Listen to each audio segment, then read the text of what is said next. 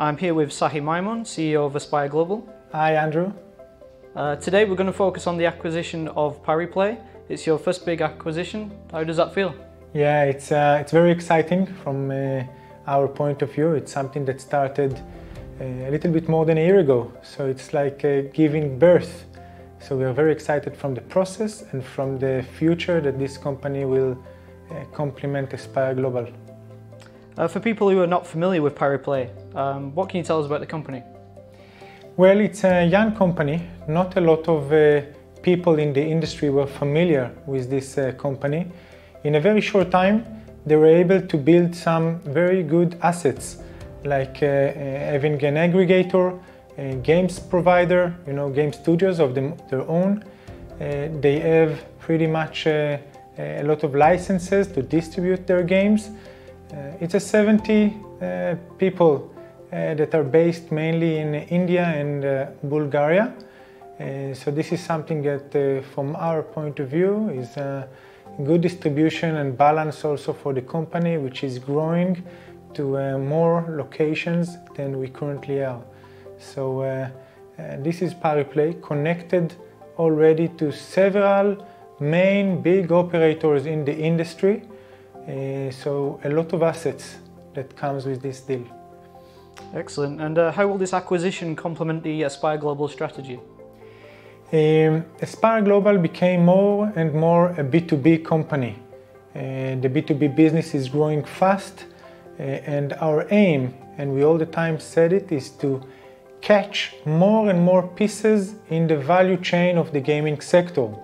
So we have our own platform, we have our own proprietary games, and by acquiring Pariplay, we also entered into distributing not only our own games out there, but also their own game studios that they own, plus an aggregator. Aggregation became a crucial part in the gaming sector, and this is something that will enable Aspire Global B2B arm be even stronger than before. How can investors have more input in the potential synergies between the two companies? So the synergies are clear to our point of view. It's first of all, Aspire currently connected to 3 different aggregators out there. So by connecting to Pariplay, we are going to save cost from those aggregators that we are already now paying a lot of money throughout the year. This is one thing. Second, operational-wise, we are now integrating to a lot of game suppliers out there. So with Pariplay, we will not need to waste or invest manpower in developing those integrations. Pariplay will do it for us, so we can allocate our resources into more money-maker projects. So these are just 2 of the synergies, and more than that, we have our proprietary games, around 200, that we were waiting for some time to distribute out there. So now Aspire don't need to invest anything, but just connect to Pariplay and then it will be distributed out there. So those are 3 main synergies, not to talk about the finance department that will support Pariplay, so we don't need 2 finance departments, and more and more. So we want to assist Pariplay, but also let them focus on their business. Okay, and where and how did you identify Pariplay as a target for acquisition? It's a good question. Pariplay were familiar to only several players in the gaming sector, and we were looking for an aggregator out there.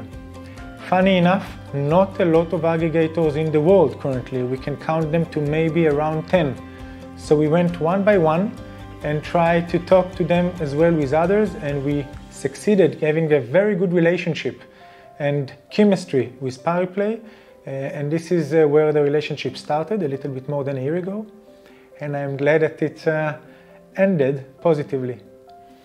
As you've been extremely successful in your operation to date, and you still have a strong cash position, where can we expect Aspire Global growing to in the future? It's true, we still have a lot of money in our bank account, and we are still in the look for additional M&As. So we are keeping our strategy on strengthening our B2B offering out there, So we are looking to acquire some vertical platforms also, or anything that will make us even stronger and controlling in more pieces in the value chain of gaming. So this is our number one priority. And of course, we are looking also on some operators in the market to add and tap into our B2C arm. So we are, in one end, going to acquire or looking on B2B portfolio companies, and on the other side also some B2C operators to join Spire Global. And this is something that we are keeping our eyes on, and we'll be happy if some news will come towards this direction. Thank you very much for the time taken for this interview, and good luck to Aspire Global in the future. Thank you very much, Andrew, and hope to see you in the future for additional projects that we are having on the pipe. Thank you very much.